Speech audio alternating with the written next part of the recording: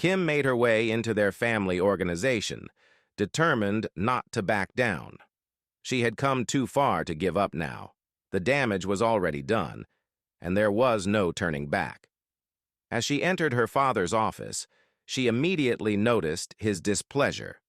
Without hesitation, he asked why she had come, reminding her that he had made it clear she was not welcome.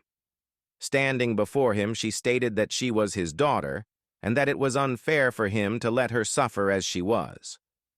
Her father looked at her firmly, his expression cold. He declared that he did not have a daughter who was not smart enough to understand how the game worked. He reminded her that he had given her countless opportunities, yet she had squandered them. He even admitted to sabotaging Tech Bloom's deals for her benefit, only for her to ruin everything at the last minute. Kim, unwavering, insisted that she was still trying and that she would not give up. Desperate, she pleaded for his help, asking for money since all her accounts had been blocked, leaving her with nowhere to stay and no food.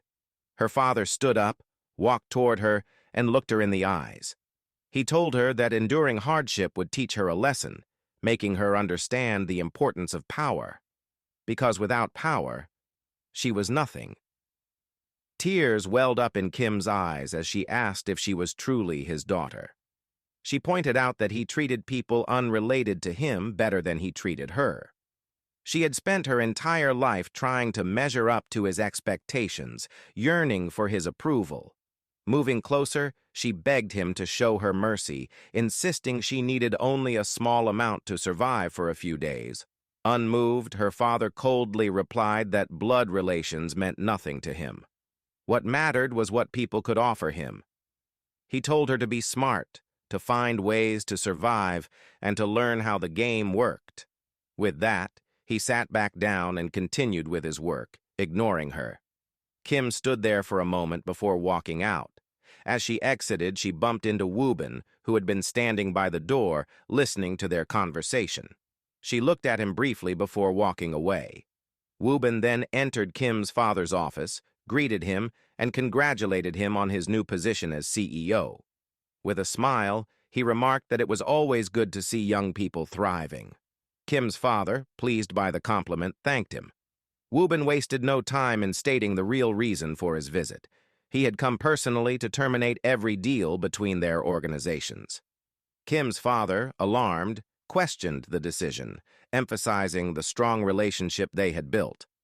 Woobin responded that trust was essential in business, and their organization could not trust someone who had sabotaged Tech Bloom. He added that they were carefully filtering their business relationships, and Kim's father's organization was not one they wanted to work with. Before Kim's father could respond, Woobin stood up, informing him that they would proceed with the necessary paperwork and compensate for any damages. As he turned to leave, he paused, looked back, and advised Kim's father to treat his daughter with more kindness. He warned that excessive pressure on children often created monsters. With that, he walked out, leaving Kim's father furious at the damage Kim had caused him. Outside, Kim stood trying to make a few calls. Woobin approached her, and she immediately put her phone away. She asked what he wanted and told him to leave her alone. Woobin took out his wallet, pulled out some money, and handed it to her. Kim looked at the money and let out a small laugh before accusing him of mocking her. She believed he was secretly enjoying her downfall. Woobin, unfazed, told her that while he disliked her and the things she had done, he was simply acting as a decent human being helping another human. Kim shoved the money away, declaring that even if he were the last person on Earth who could help her, she would rather die than accept his assistance.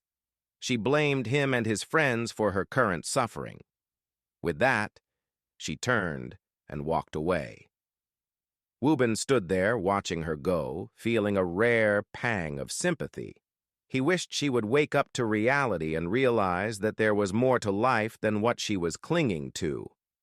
Later, as Woobin drove to his office, he spotted Yuna sitting in a park, sharing ice cream with another guy. He let out a small laugh before parking his car and observing them. They were laughing together, clearly enjoying each other's company. Speaking to himself, he mused about how, after all the chasing and crying over him, Yuna had now moved on. As the boy leaned closer to wipe ice cream from Yuna's lips, Wubin immediately got out of his car and walked toward them.